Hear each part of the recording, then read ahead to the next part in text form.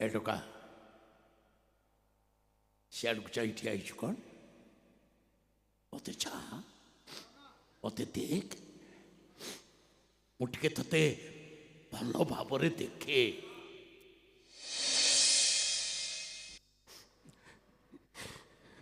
मत तुम आगु देख आज देख देखी मो पुओ रूप आज तो भितर मु मो ईश्वर को देखु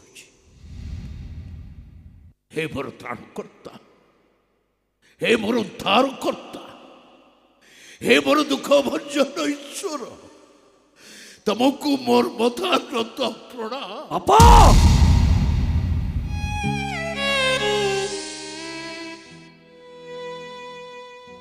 कौन कर बापा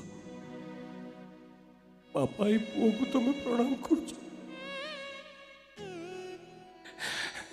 बापा मत पाप लगे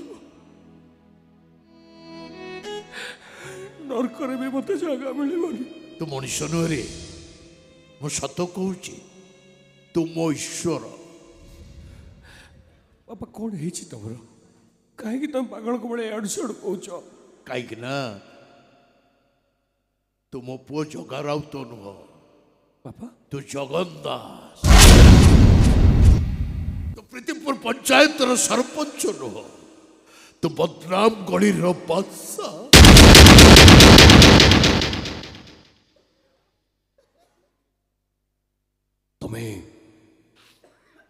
तुम्हें कथा से दिन जानी जो दिन प्रथम कर तु मो घर पाद देलु मो पुओ घर बाहर को गले मत आठ माड़िक मुंडिया मारे बाहर 2-4 दिन रही घर को फेरिले मत आठ माड़ी मुंडिया मारे हेले से दिन तू एक कथा मत गरुड़ पर कहले बाबू कौन कहलु बाबू तू मत बाबू बोली कहलु बाबू बोली कहलु कौन माँ को देखु देखु परिचय बदल मु पारुनी बाबू मु पारुनी सतरे डबल रोल डबल चरित्र अभिनय करवा मो पाइबा कष्ट कि रे 6 फुटिया टोकाटा हेचु तते तो 50 वर्ष हेनी जे नायक भूमिकार अभिनय कले लोक हसिबे नाटक सरीनी रे बाबा तो बापा भूमिकार अभिनय करथबाई बुढ़ा मनुष्यटा तते हाथ जोड़ी विक्षोभ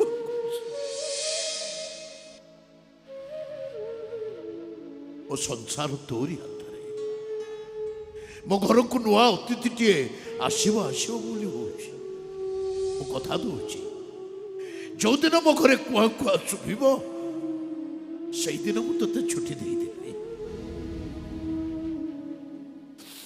मो बहुर अवस्था तो देखुचु से भल मनीष ही नहीं रे पागिड़ी भूमिका नायिकार अभिनय करुची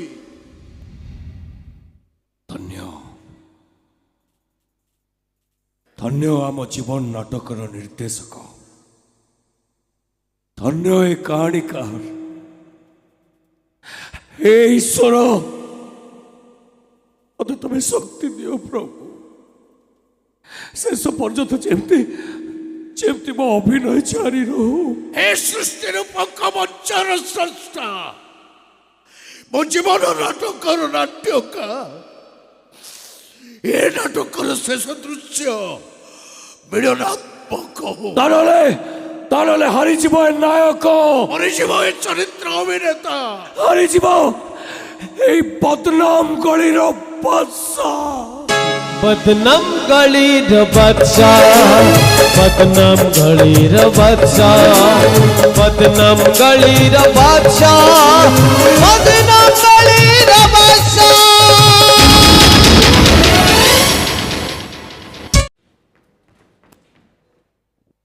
ए टोका सियाड़ू चाह ठिया कौन मत चाह मत देख मुठे ते ଭଲ ଭାବରେ ଦେଖେ।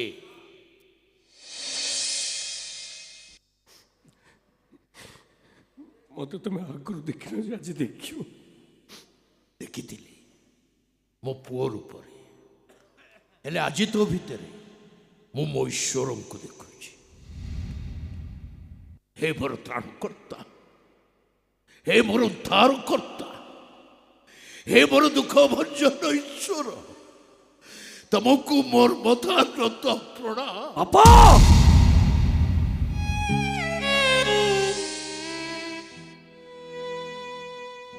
କଣ କରୁଛ ବାପା?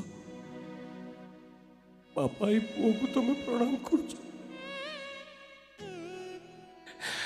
ଏ ବାପା ମତେ ପାପ ଲାଗିବ, ନରକରେ ବି ମତେ ଜାଗା ମିଳିବନି। ତୁ ମଣିଷ ନୁହେଁ, ମୁଁ ସତ କହୁଛି, ତୁ ମୋ ଈଶ୍ୱର। ବାପା କଣ ହେଇଛି ତମର?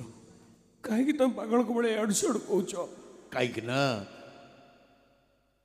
ତୁ ମୋ ପୁଅ ଜଗା ରାଉତ ନୁହଁ, ବାପା ତୁ ଜଗନ ଦାସ। ତୁ ପ୍ରୀତିପୁର ପଞ୍ଚାୟତର ସରପଞ୍ଚ ନୁହଁ, ତୁ ବଦନାମ ଗଳିର ବାଦଶାହ।